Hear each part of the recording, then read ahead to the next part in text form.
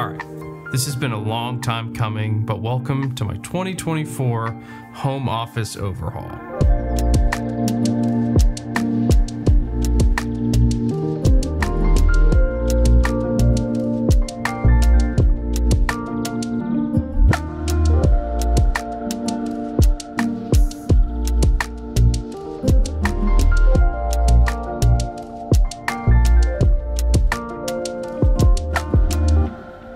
This studio space has taken me a long time to get to. I live in an apartment and this is about as all I could really put together for this kind of a space. You know, it's not mine, I don't own it, I can't bust the walls down, I can't do a lot of things that I really want to do.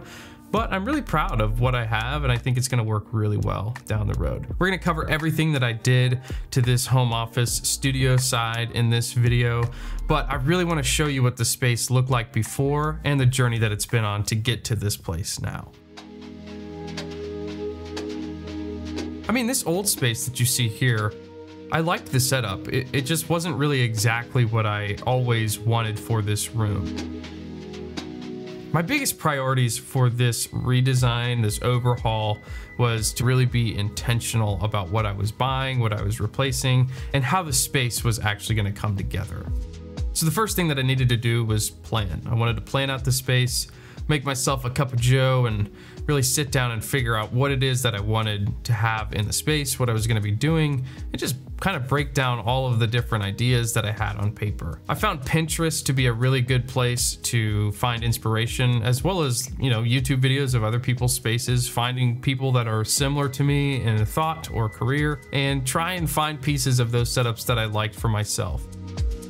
I spent a lot of time in this 3D program that I had found a few years ago, and it was really helpful to plan out the space in a way that I felt like was going to be best suited for all the things that I felt I was going to do in it all the time. One of the biggest priorities for me was finding a good background for my videos. A lot of times I felt like in my previous videos I kind of just mishmashed things together, and I really had to compromise on a lot of things because the wall color was weird, or I didn't have enough furniture, or I didn't have any like decorations that would fit my style.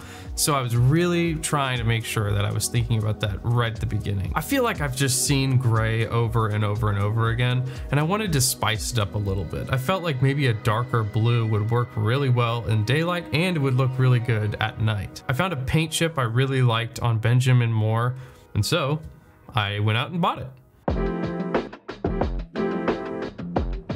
Thankfully, there's a Benjamin Moore store pretty nearby, and they had a lot of really cool options, and it was just kind of fun to realize that this project was actually underway and happening.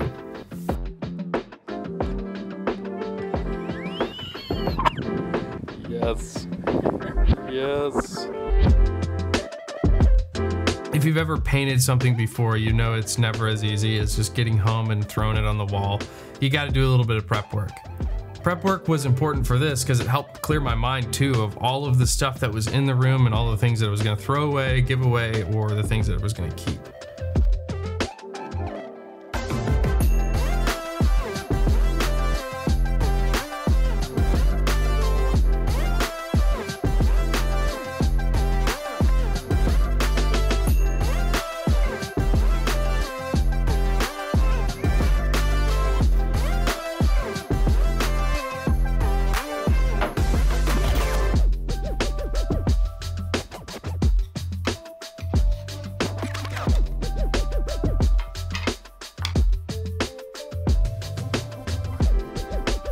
The wall really wasn't in the best of condition anyway. I knew that there was going to be some imperfections even once I painted it. Anytime you paint something from white to color, you're going to see it tenfold. But again, it's an apartment, the walls are terrible. I didn't want to make a terrible mess, so you know what, I just went for it.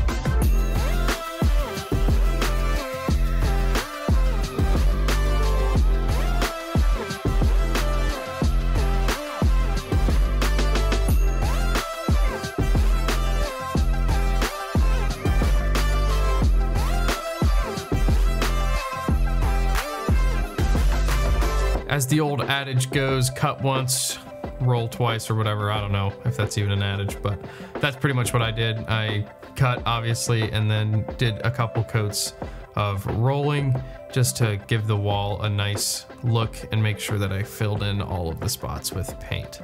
Overall, I actually really like how the color came out in real life. I think it's gonna work really well, and obviously I think it works well now with some of the sneak peeks you've already seen of the studio.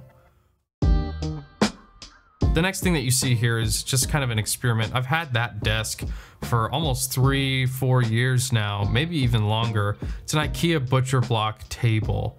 As I've said, I kind of wanted to lean into the walnut look, and this is more of an oak finish.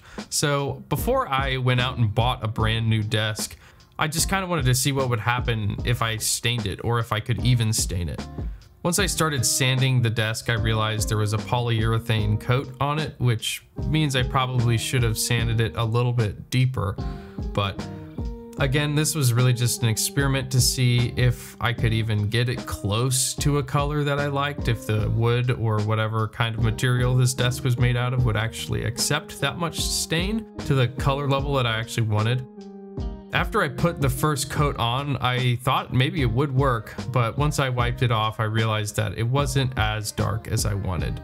I did try to do another coat, but it was clear the desk had accepted as much stain as it was going to, and just realized that it probably wasn't going to work out. It did look nice, but it wasn't quite what I was hoping for.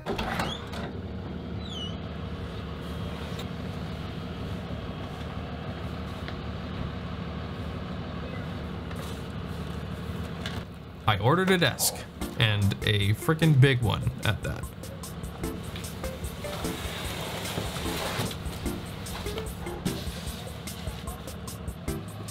This thing, as you could see, was huge. Yeah, dude, I don't know about this one. Oh, gosh. You know, I should probably wait for Audrey to come home. But I'm an impatient man. Oh, yeah. Good thing I've been hitting the gym, you know? This one's 89 pounds. I was gonna wait. I think I can do it. No problem. I thought it's time. Hoist it. It's just this bend here. Looks doable. Looks doable. There we go. It's really not that heavy. It's just big. Well, no, it's a little heavy. All right. Enough moping. Just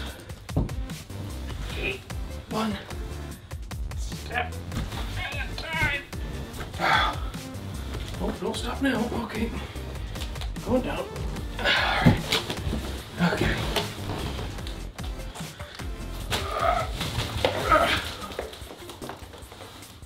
Not a problem. Not a problem.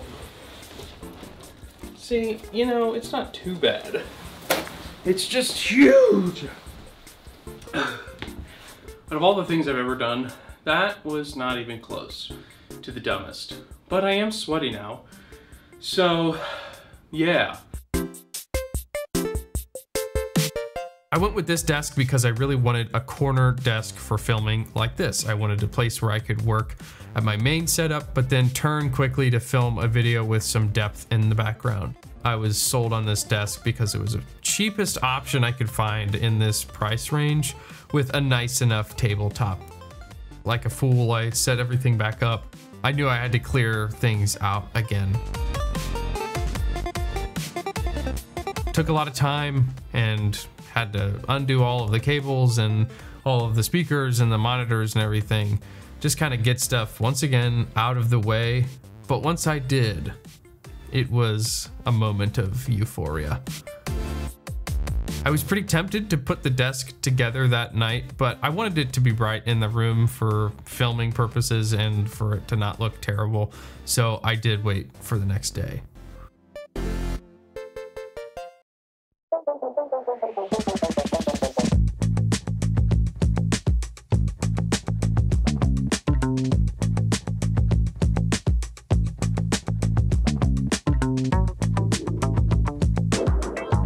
I don't really need to spend a ton of time walking through the process or every single screw. It's kind of inevitable with these kind of builds that you put something on wrong or backwards, and about an hour in I realized I had put the entire leg structure backwards, and so yeah, that was a little annoying and kind of was losing hope quickly.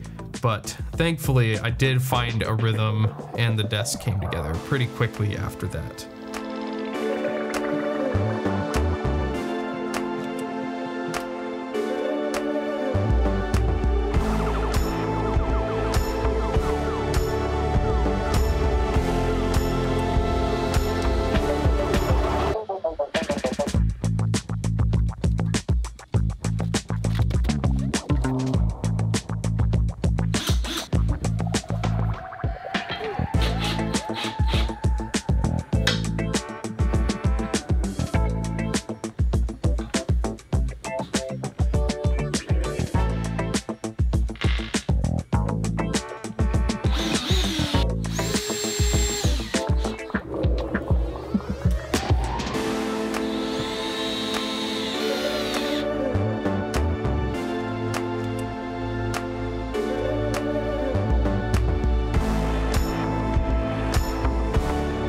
Once I did get the frame on the actual tabletop bottom, I needed help again to flip it over. And once I did, I loved it. So it's actually not that bad. Sweet. Well, the color's perfect.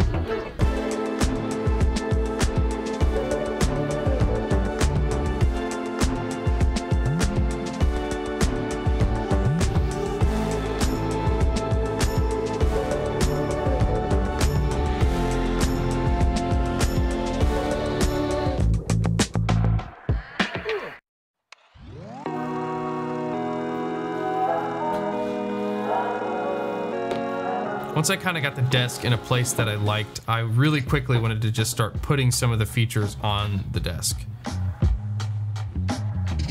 This shelf I got from a company called Grove Made. I got spammed by their ads and I kind of found that I like this one the most. I didn't actually know this when I bought it, but the things that hold the wood up are made out of this black Japanese ink stained cork, I guess. Really cool. It really didn't feel like it was gonna hold it very well, but it actually is super sturdy and I really like it.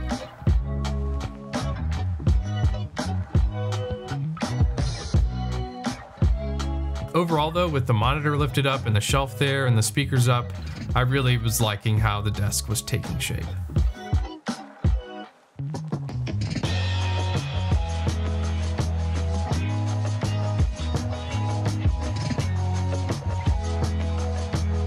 Another thing that I really wanted to get right was the desk mat.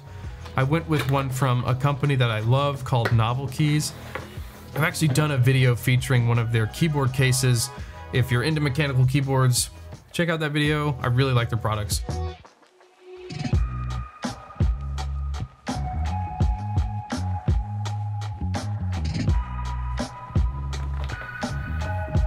And one of the last things that I bought for the actual desktop was, it sounds stupid, but I got this candle. I'm a sucker for a really good like smelling space, I guess. And I've had some of these at my office before and I just really like the way they smell. So if you're in the market for a good scent, these guys make great candles and they're pretty cheap. That's about it with the desk for now. I added a few more things, but my focus now kind of turned to this wall. It was obviously a little bit bare and I had previously ordered a long time ago, even before the desk, some picture frames and some artwork to go inside. As a film guy, I really wanted to get something that was inspiring to me, so I grabbed two minimalist style movie posters, Interstellar and Secret Life of Walter Mitty. Both of those movies are just pretty critical to a lot of the ways that I see the world now through my filmmaker lens, you know, the way that I like to tell stories. They're just so inspirational, well made. I mean, what else do I need to say about them? If you haven't seen those movies, what are you doing? Seriously. Measuring can be one of the most frustrating parts of hanging anything on the wall, but I've found that in previous doings so, getting it right the first time usually saves quite a few headaches down the road. So after I had that first one up, I grabbed some tools to start installing those shelves. I found these shelves on Amazon. I was tempted almost into buying some really nice ones from some company I've never heard, but I just didn't want to drop another like $100, $200 on two shelves. So I found some really cheap ones on Amazon, and I'm really glad I went with them because they actually turned out to be pretty sturdy and they feel really good. I know it's not real walnut or anything, but they do actually feel pretty good and look nice. I didn't bother trying to find studs for these. I knew that I was just gonna put drywall anchors in them because I knew they weren't gonna hold more than like 4 pounds at the most. Again, they were just decorative pieces to put things in the background of my set.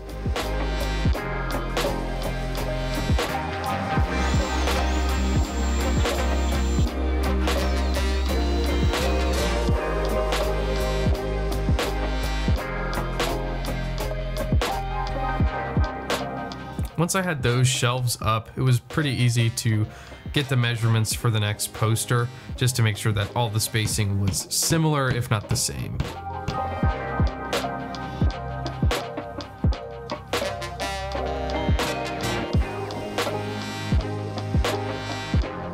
Once I had everything up, I just made sure everything was level and looking good. I did make a few adjustments to make sure that the posters were even from each other and not crooked, even though the level was, I think, lying to me or something was throwing me off a little bit. But in the end, I am pretty happy with how the wall turned out, and I think it adds a really good bit of texture to the space.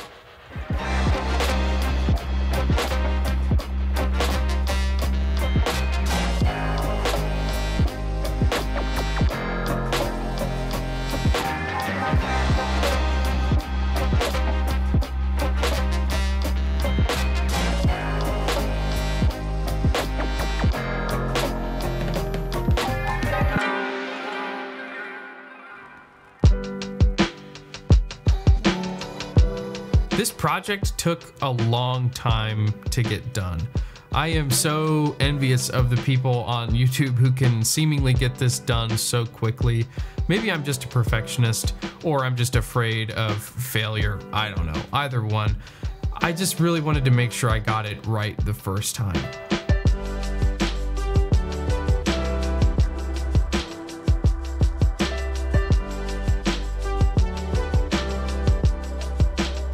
Looking back, I think the most valuable thing I've taken away from this office space is just making sure you have a good plan.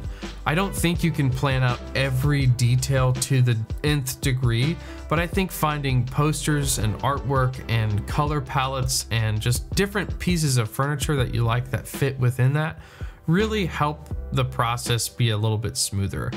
My main goal for this overhaul was having something consistent behind me, not switching up the angle a ton of times like I've done in my other videos, but having something that I could lean into as a consistent like vibe for the rest of the videos that I make. This is a great thing to do. I'm really glad that I did it myself. I've always watched other people's videos and been so impressed and in a lot of ways jealous of, oh man, I wish I had a set like that. And now that I have my own little slice of that, I'm really happy. I'm really thankful that I have that for myself and for my videos. Thank you guys so much for watching, and I really do hope that this video adds into that pool of great home office inspiration for all of you creative filmmaker or whoever you are people out there. Looking forward to what's coming down the road, and I'll see you guys in the next video.